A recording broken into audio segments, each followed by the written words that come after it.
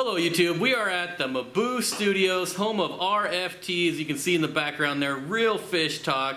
Corey, give a quick shout out to Real Fish Talk for us. 2-hour podcast, shot in the studio, uploaded, where we do it live on YouTube, then we upload it to the podcast.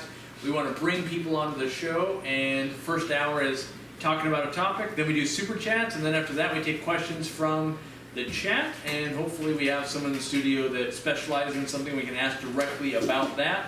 And the goal is to connect viewers with people they wouldn't normally get to talk to and bring people outside of YouTube and give them a platform that maybe they can speak on to a bunch of people. All right, there you go. So we got a lot of fish keepers here. We've been doing a lot of YouTube this weekend, and I want to go around and get one fish keeping tips, one piece of advice from every single one of them for new people entering the hobby. So we're going to go around the room, and we'll start at Tazawa Tanks. My tip, get a timer, put all of your tanks on timers for your lights. Good tip.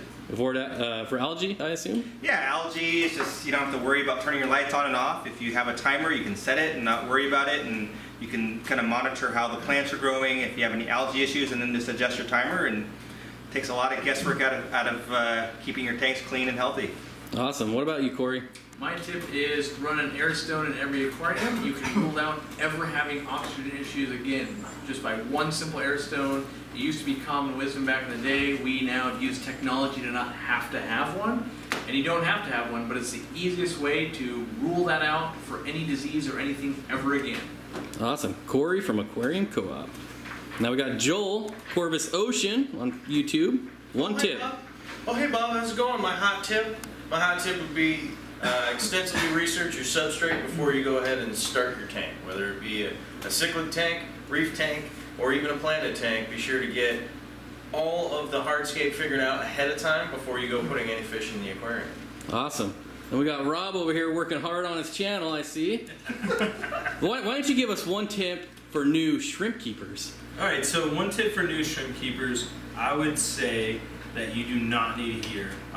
We get a lot of emails with questions about shrimp, and the biggest mistake that I see people make is they go too hot.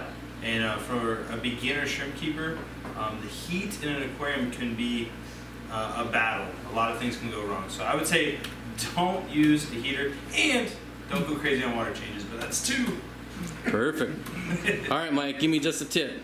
Hey guys, my tip would be if you're going to plant a tank, plant it as heavily as you can right off the bat. That way it's going to be a lot easier to balance the tank faster, and it's going to make that environment a lot more safe for the fish that you're about to put in it. Did you learn that in I've learned PUBG? that the hard way. In PUBG? I did not learn that in PUBG, but... Jimmy, Swisky Vision, you got to give us one tip too. Let's see, consistency, balance, and patience, just like in life. Awesome. And with editing, learn your shortcuts, and yeah, learn your shortcuts. That's like the most important thing. Ask Rob that. Now we get a lot of questions about editing, so why don't you tell us about your channel, because you show us a lot of this tips and tricks. I do live stream every week on Sunday, and I release a video. Try to release a video every week, and I have a Patreon too. My channel is Swisky Vision, SWHISKEY. Awesome. Vision. Well, thank you, sir. Thanks, Bob. All right, there you go. One tip from these master fish keepers. I'll see you guys next time. #BadBob.